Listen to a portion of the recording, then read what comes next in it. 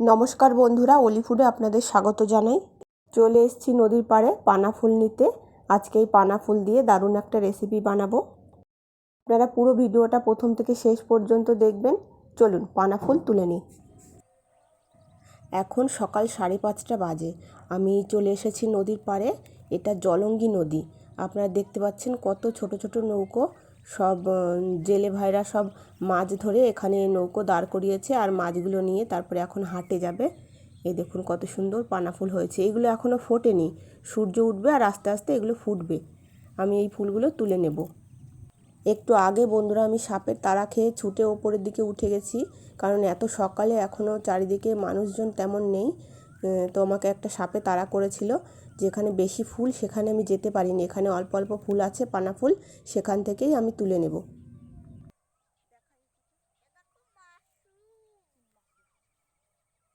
এখানে অল্প কিছু কচুরিপানা ফুল পেয়েছি। এখন আমি এই নৌকাটাতে করে নদীর ওই পাড়টাতে যাব, দেখি ওখানে কিছু কচুরিপানা ফুল পাওয়া যায় কিনা।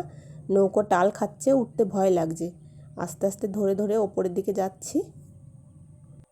এই নৌকার ওপরে জেলেদের জালগুলো সব রেখেছে আর তারা মাছ নিয়ে হাটে গেছে বিক্রি করতে।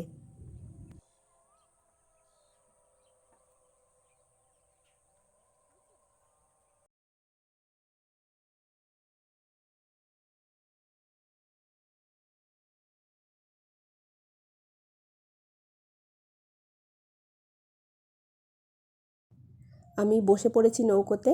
এখন এই নৌকোটা চালিয়ে নিয়ে আপনাদের দাদা ওপারের দিকে যাবে।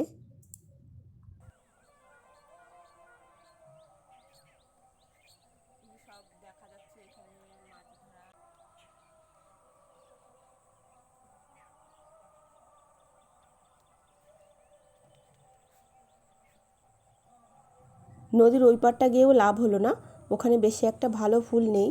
তো যতগুলো পেয়েছি আমি এখন এই ফুলগুলো নিয়ে বাড়ি চলে যাব, তারপরে রান্না করব।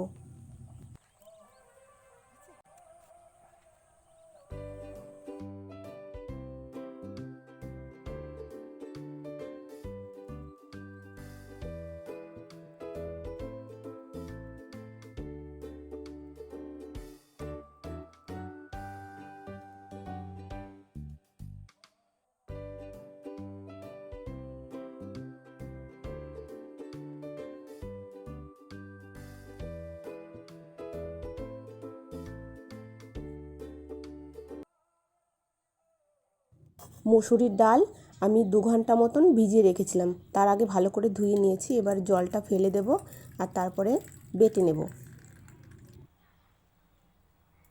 মুসুরির ডাল আমি যতটা ভিজিয়েছিলাম ততটা আমার লাগবে না।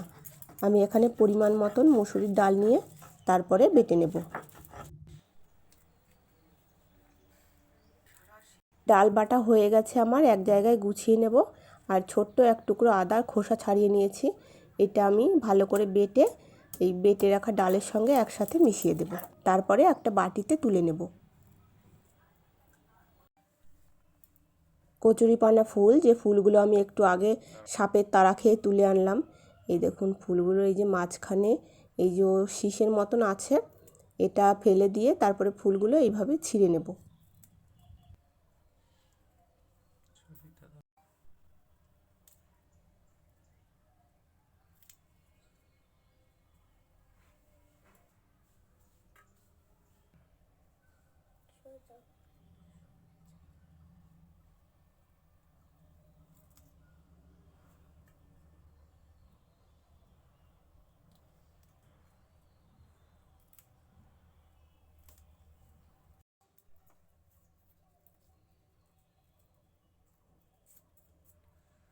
এই দেখুন ফুলের মধ্যে যে শীষের মতন থাকে যেটা, সেটা আমি ফেলে দেবো এরকমভাবে, তারপরে এটা রেখে দেব।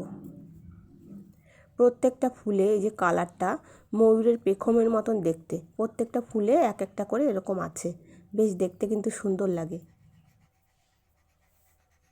আজকে আমি এই পানা ফুল দিয়ে বড়া তৈরি করব 2 রকমভাবে। আপনারা প্রথম থেকে শেষ পর্যন্ত দেখতে থাকুন। বেছে নিয়েছি আমি সমস্ত ফুলগুলো, এবার ধুয়ে নেব। 2-3 বার ভালো করে জল পাল্টে পাল্টে আমি ধুয়ে নিয়েছি। এবার জল থেকে তুলে ভালো করে চেপে চেপে জলটা ফেলে অন্য একটা গামলার মধ্যে রাখবো। দুটো কাঁচা লঙ্কা কুচি নিয়েছি আর সামান্য পরিমাণে কালো জিরে, স্বাদ মতো লবণ, সামান্য একটু হলুদ আর 1 চামচ মতো আমি সরষের তেল দিয়েছি। এবার সমস্ত উপকরণ আমি একসাথে ভালো করে মিশিয়ে নেব। আপনারা কেউ চাইলে পেঁয়াজ রসুন কুচি করে এর মধ্যে মিশিয়ে দিতে পারেন। হয়ে গেছে। এবার আমি এর মধ্যে পানা ফুলগুলো দিয়ে ভালো করে মেখে নেব। এই বড়া বানানোর জন্য আমি ডাল বাটা দিয়েছি আর এখানে আমি 2 চামচ বেসন দেব। আপনারা পুরোটাই বেসন দিয়ে বানাতে পারেন, কিন্তু একটু ডাল বাটা দিলে খেতে বেশি টেস্টি হয়। বড়াগুলো ভাজার জন্য আমি কড়াইতে পরিমাণ মতো সাদা তেল দেব। তেলটা গরম হয়ে গেছে। এবার আমি আস্তে আস্তে করে সাবধানে বড়ার আকারে তৈরি করে তেলের মধ্যে ছেড়ে দেব। বড়াগুলো তেলে ছাড়ার সময় আঁচ একদম লোতে রেখেছি। বেশি হাই ফ্লেমে থাকলে বড়াগুলো লাল হয়ে যাবে, কিন্তু ভেতরে নরম থাকবে। ওই জন্য বড়া ভাজার সময় সবসময় আঁচ লোতে রাখতে হয়। বড়ার এক পিঠ ভাজা হয়ে গেছে। এবার অন্য পিঠটা আমি উল্টে দিলাম।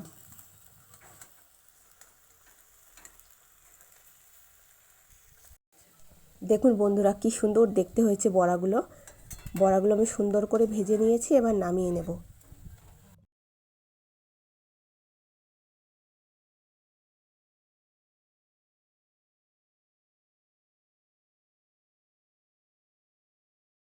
বাটিতে খালি বেসন গোলা আছে, একটু ঘন করে স্বাদ মতো একটু লবণ আর একটু হলুদ দিয়ে ভালো করে মিশিয়ে নেব। আর তারপরে কিছু গোটা গোটা কচুরিপানা ফুল এর মধ্যে দিয়ে হালকা করে মাখিয়ে তারপরে আমি তেলের মধ্যে দিয়ে ভেজে নেব। এই দেখুন এইভাবে। আজকের ভিডিও আপনাদের কেমন লেগেছে অবশ্যই জানাবেন কিন্তু, আর যদি ভালো লাগে তাহলে লাইক শেয়ার কমেন্ট করবেন। এগুলোর একদিক ভাজা হয়ে গেছে। এবার আমি অন্য পিঠ উল্টে দেব। জোড়া লেগে গেছে একটার সাথে আর একটা। এভাবে আস্তে আস্তে করে ছাড়িয়ে আমি উল্টে দেব। বড়াগুলো আমি ভেজে নিয়েছি। এবার নামিয়ে নেব। অনেক অনেক ধন্যবাদ আপনাদের।